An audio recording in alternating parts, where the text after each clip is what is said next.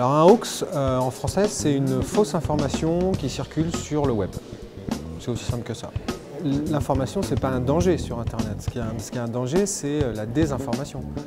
C'est la manière dont on va s'approprier des choses qui peuvent être fausses en pensant qu'elles sont vraies et les répercuter, ce qui fait qu'on finit par être convaincu de choses complètement fausses et donc orienter sa manière de penser par rapport à une réalité complètement déformée. Ce qu'il ne faut pas surtout, c'est se laisser contaminer, je dirais, par le discours qui est porté. Il y a le fond et il y a la forme. Nous, ce qu'on essaye de faire, c'est de ne pas s'attacher aux ressentis, aux sentiments qui sont développés par le message ou l'information en circulation, mais uniquement les faits. Donc tout ce qui est vraiment, qui se détache complètement du discours pour aller sur les choses très factuelles. Donc les sources, d'où ça vient, qui l'a dit, dans quel contexte, à quelle date, dans quel lieu.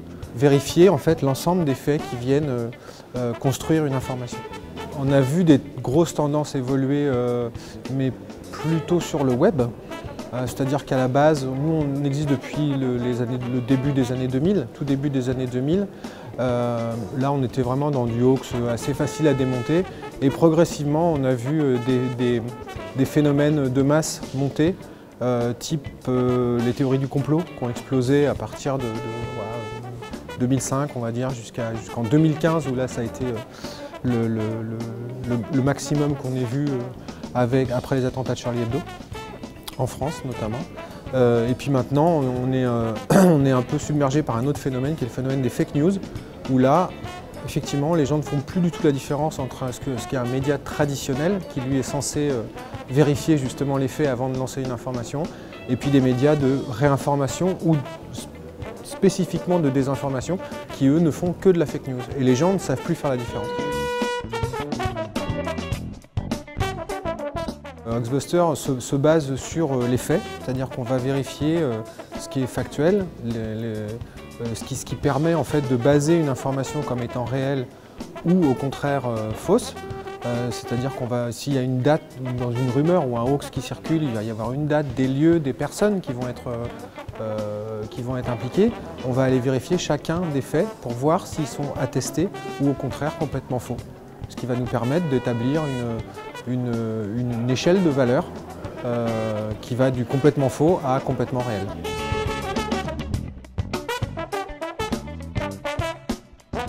Ce qui nous a motivé à créer Hoaxbuster, c'est on était très branché Internet à l'époque. On a eu l'idée dans la fin des années 90, on va dire. Et on était déjà soumis à pas mal de choses fausses qui circulaient par mail et on a cherché à savoir si c'était vrai ou pas sur le web et on n'a rien trouvé. Donc on s'est dit il faut qu'on le fasse nous puisque si on ne le fait pas, personne ne le fera.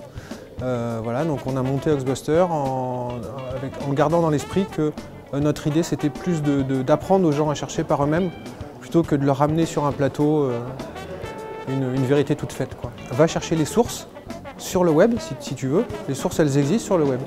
Ne crois pas tout ce que tu vois qui circule sur le web, par toi-même. Qu'est-ce qui peut être vrai? Qu'est-ce qui peut être faux? Qu'est-ce qui est là pour me convaincre? Qu'est-ce qui est du domaine de l'idéologie? Et qu'est-ce qui est du domaine du factuel, tout simplement? C'est-à-dire ça, on pourra le mettre dans tous les sens qu'on veut. Les faits, ils sont là. Après, il y a tout le discours qui est construit autour et c'est ce discours-là qu'il faut apprendre à déconstruire en ayant un esprit critique.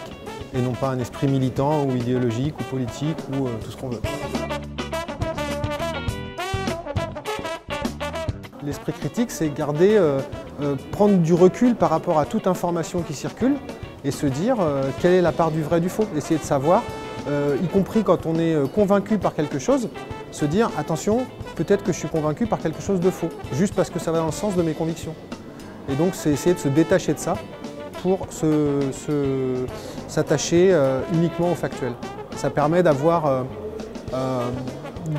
ça permet de se remettre en cause soi, c'est-à-dire que mes convictions à moi, elles sont ce qu'elles sont, j'ai le droit de les avoir et j'ai le droit de les dire, mais j'ai pas forcément aucune légitimité à rebalancer à tout le monde des choses qui sont complètement fausses dans le but unique de les convaincre. Je pense que l'esprit critique, c'est quelque chose qui devrait être, selon moi, enseigné pour justement essayer de se prémunir de cette désinformation galopante sur le web. Je ne dis pas que ça fait de nous des bons citoyens d'être informés, je dis juste que c'est quelque chose qui devrait être indispensable puisque quand même ce qui va permettre aux gens d'être beaucoup moins crédules.